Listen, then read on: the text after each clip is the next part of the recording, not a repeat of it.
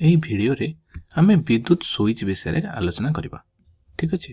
ତେବେ ଆମେ ଜାଣନ୍ତି ଯେ ବିଦ୍ୟୁତ ସୁଇଚ୍ ଗୁଡ଼ାକ ଭିନ୍ନ ଭିନ୍ନ ପ୍ରକାରର ହୋଇଥାଏ, ଭିନ୍ନ ଭିନ୍ନ ଆକାର ଓ ଆକୃତି ବିଶିଷ୍ଟ ହୋଇଥାନ୍ତି। ମନେକର ଆମେ ଯଦି ଗୋଟେ ସୁଇଚ୍ ଭିତରେ ଦେଖିବା ତାହା କିଛି ଏହିପରି ଦେଖାଯାଇଥାଏ। ତେବେ ଯଦି ମୁଁ ଏହାକୁ ଅଙ୍କନ କରିବି ତାହେଲେ ତାହା କିଛି ଏହିପରି ଦେଖାଯିବ, ଯେଉଁଥିରେ ଆମେ କହିପାରିବା ଯେ ବିଦ୍ୟୁତ ସୁଇଚ୍ଟି ମୁକ୍ତ ଅବସ୍ଥାରେ ଅଛି।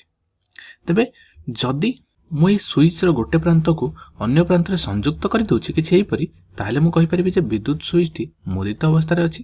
ତେବେ ଚାଲ କିଛି ଉଦାହରଣ ସହିତ ସୁଇଚ୍କୁ ବୁଝିବା ପାଇଁ ଚେଷ୍ଟା କରିବା। ତେବେ ଏଇଠି ପ୍ରଥମେ ଲକ୍ଷ୍ୟ କର, ମୋ ପାଖରେ ଗୋଟେ ବ୍ୟାଟେରୀଟିଏ ଅଛି ଏବଂ ଏହି ବ୍ୟାଟେରୀର ଏହି ପାର୍ଶ୍ୱଟି ହେଉଛି ବିଯୁକ୍ତ ପ୍ରାନ୍ତ ବା ନେଗେଟିଭ ଟର୍ମିନାଲ, ଏହି ପ୍ରାନ୍ତଟି ଯୁକ୍ତାତ୍ମକ ପ୍ରାନ୍ତ ବା ପଜିଟିଭ ଟର୍ମିନାଲ।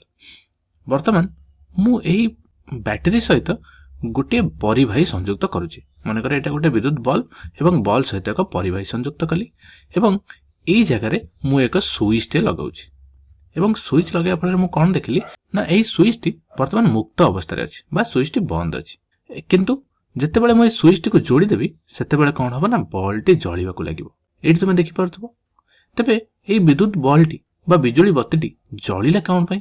ତେବେ ତାର କାରଣ ହେଉଛି ଯେତେବେଳେ ମୁଁ ଏହି ସୁଇଚ୍ଟିକୁ ଏଇଠି ମୁଦିତ କରିଦେଲି ବା ସୁଇଚ୍ ଅନ୍ କରିଦେଲି, ସେତେବେଳେ ଏହି ବ୍ୟାଟେରୀର ବିଯୁକ୍ତ ପ୍ରାନ୍ତରେ ଥିବା ଇଲେକ୍ଟ୍ରନ୍ ଗୁଡ଼ିକ ଏହି ପରିବାହୀ ମଧ୍ୟ ଦେଇକି କିଛି ଏହିପରି ଭାବରେ ଆଗକୁ ଆଗକୁ ବଢ଼ି ଚାଲିଲେ ଏବଂ ଯେତେବେଳେ ଏହି ପରିବାହୀ ଦେଇକି ଇଲେକ୍ଟ୍ରନ୍ ଗୁଡ଼ିକ ଆଗକୁ ଆଗକୁ ଚାଲନ୍ତି, ସେତେବେଳେ ଏହି ବିଦ୍ୟୁତ ବଲ୍ବରେ ଥିବା ଫିଲାମେଣ୍ଟଟି ଉତ୍ତପ୍ତ ହେବାକୁ ଲାଗେ ଏବଂ ତାହା ବହୁତ ଜୋରରେ ଉତ୍ତପ୍ତ ହୋଇ ଲାଲ ପଡ଼ିଯାଏ, ଯାହାଫଳରେ ବିଜୁଳି ବତୀଟି ଜଳିବାକୁ ଲାଗେ ଏବଂ ପୁନଶ୍ଚ ମୁଁ ଯଦି ସୁଇଚ୍ଟିକୁ ବନ୍ଦ କରିଦେବି, ପୁନଶ୍ଚ ବିଜୁଳି ବତୀଟି ବନ୍ଦ ହୋଇଯିବ ଏବଂ ଇଲେକ୍ଟ୍ରନ୍ ଗୁଡ଼ିକ ଏହି ବ୍ୟାଟେରୀର ବିଯୁକ୍ତ ପ୍ରାନ୍ତରେ ଅଛନ୍ତି, ଯାହାକି ଏହି ବିଦ୍ୟୁତ ପରିବାହୀ ମଧ୍ୟରେ ପ୍ରବାହିତ ହେବା ପାଇଁ ସେମାନଙ୍କୁ ଏକ ରାସ୍ତା ମିଳୁନାହିଁ। କାରଣ ଏଇଠି ଦେଖ, ପରିବାହୀଟି ଯେଉଁ ସଂଯୁକ୍ତ ହୋଇକି ଥିଲା ତାକୁ ମୁଁ କ'ଣ କଲି, ଅଲଗା କରିଦେଇଛି, ଯାହାଫଳରେ ଇଲେକ୍ଟ୍ରନ୍ ଗୁଡ଼ିକ ପ୍ରବାହିତ ହୋଇପାରୁନାହାନ୍ତି, ଯାହାଫଳରେ ବିଦ୍ୟୁତ ବଲ୍ବଟି ବା ବିଜୁଳି ବତୀଟି ଜଳୁନାହିଁ।